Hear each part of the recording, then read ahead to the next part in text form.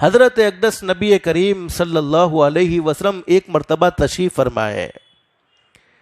ایک سائل حضرت نبی کریم صلی اللہ علیہ وسلم سے سوال کرنے کے لیے آئے، اور ہمارے آقا حضرت محمد الرسول اللہ صلی اللہ علیہ وسلم کو اللہ پاک نے سخی بنایا تھا. اگر آپ کے پاس کوئی ہوتا تو دے دیتے، کچھ ہوتا تو دے دیتے، نہ ہوتا تو دینے والے کا پتہ بتلا دیتے تھے.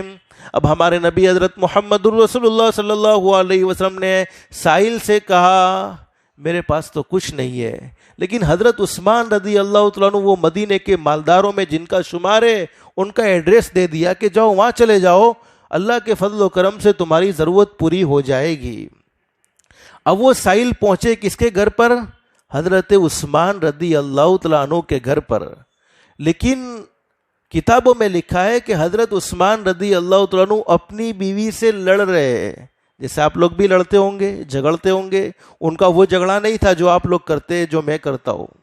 اس لیے میں نے اپنے آپ کو اس لیے شامل کیا کہ تم کہو گے صرف ہم ہی کرتے، تم کچھ نہیں کرتے.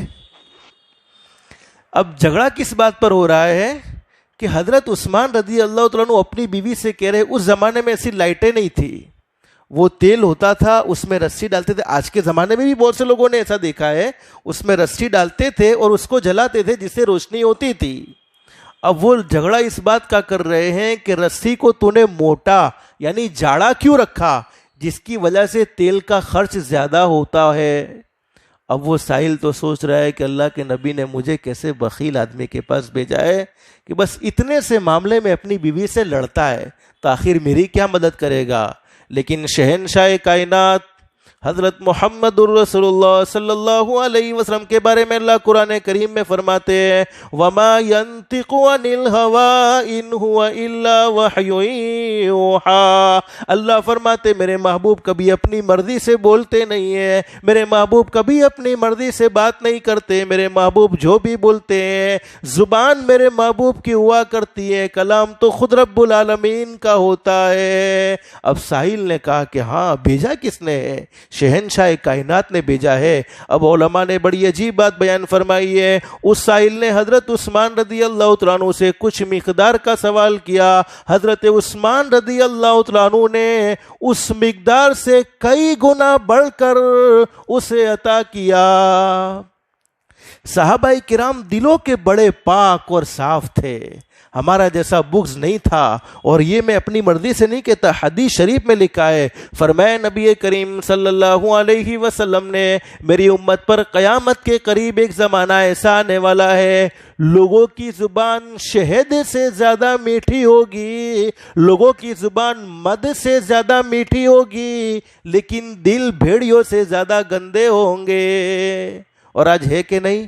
تم نے مڑی نے بہو خوشی تھی، કેટલા ટાઈમથી તમારી મુલાકાત માટે તરસતો તો આજ તમારાથી મુલાકાત થઈ ગઈ, દિલ ખુશ થઈ ગયું. یہ ظاہر مل کر یہ بات کہتا ہے، اور تھوڑا سا دور ہوا پھر وہ غیبت، پھر وہ چگلی، پھر وہ حسد، پھر وہ جلن کی آگ بھڑکتی ہے، اور اس قدر بھڑکتی ہے کہ اس کے زندگی کے سارے نیک اعمال کو جلا کر رکھ دیتی ہے.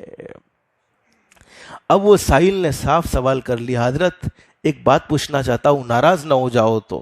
حضرت عثمان نے فرمایا فرماؤ کیا کہنا چاہتے؟ کہ حضرت دیکھو میں نے آپ کا جھگڑا کوئی ارادتاً نہیں سنا، کہ میں چونکہ یہ کان لگانا یہ جائز نہیں ہے کہ ہم کسی کے گھر میں جھگڑا ہو رہا ہے اور وہ ارادتاً سن رہے، یہ جائز نہیں ہے. تو فرمایا کہ میں نے آپ کا جھگڑا کوئی ارادتاً نہیں سنا، لیکن آپ کی آواز باہر آ گئی تو میں نے سن لیا، اور میرا کوئی جاسوسی کا بھی کوئی ارادہ نہیں تھا. تو اس وقت میرے دل میں ایک خیال آیا کہ جب ایک آدمی اپنی بیوی سے اتنے سے معاملے میں لڑتا ہے تو وہ میری کیا مدد کر سکتا ہے؟ لیکن حضرت آپ نے تو میری مدد کئی گنا زیادہ کر دی. اب حضرت عثمان کا جواب ہے، بس وہ ہم اپنے دل میں بٹھائیں گے انشاءاللہ.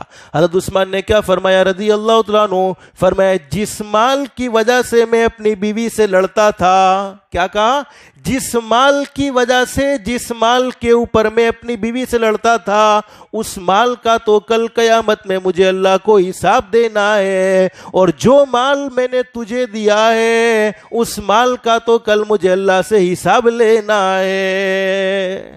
سمجھ میں آ گئی بات؟ اگر ہم اپنی ذات پر خرچ کرتے ہیں تو اس کا تو اللہ کو حساب دینا ہے.